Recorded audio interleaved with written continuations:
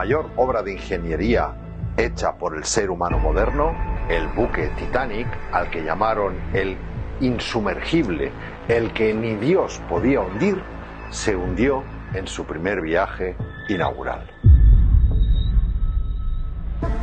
Y como siempre, la historia la conocemos por las películas, en este caso, muchas y muy taquilleras, quedando todo en una simple y romántica historia de amor. Pero algo no cuadra en esta historia, y es pura física. La versión oficial dice que el Titanic rozó, que no chocó, contra un iceberg, que le produjo al pasar una brecha en el casco de 120 metros de largo. Pero el hielo submarino de un iceberg jamás puede producir una grieta así en un casco de acero de doble plancha de 2,5 centímetros. Y al investigar un poco el tema, comienzan las sorpresas que no son tan conocidas.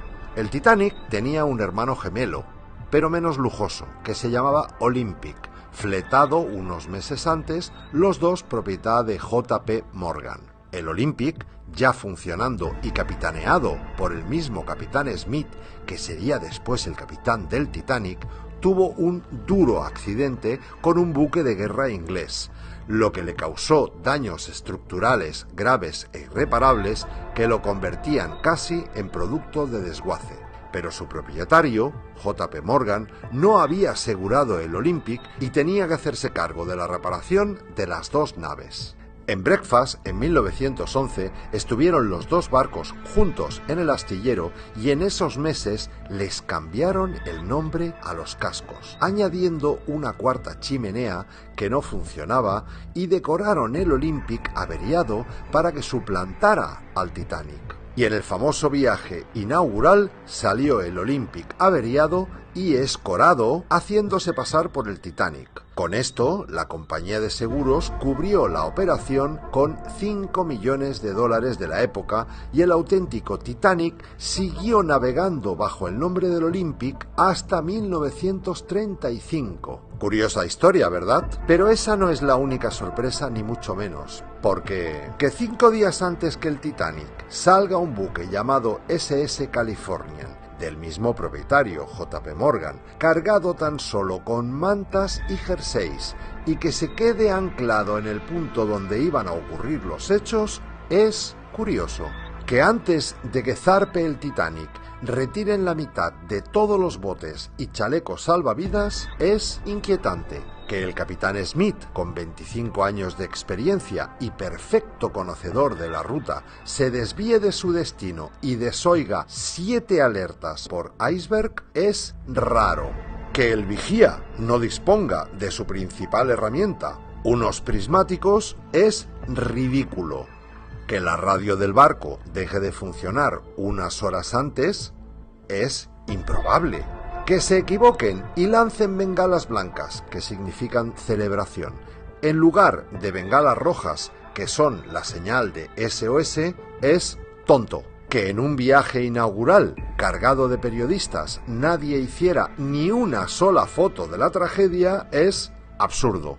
Pero que el hielo corte el acero es imposible. Pura física. Y bueno, pensaremos, ¿todo este montaje para hacer una trampa a la compañía de seguros?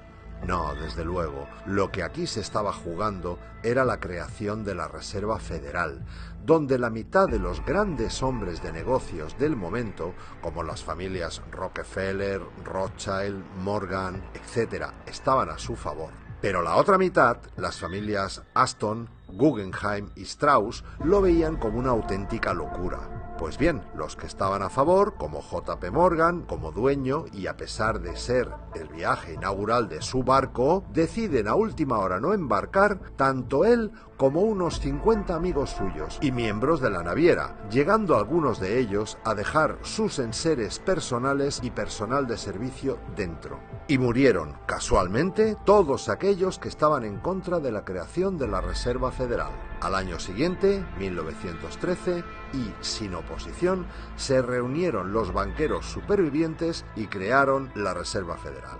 Y al año siguiente, 1914, se inició la Primera Guerra Mundial, financiada en sus dos bandos por la propia Reserva.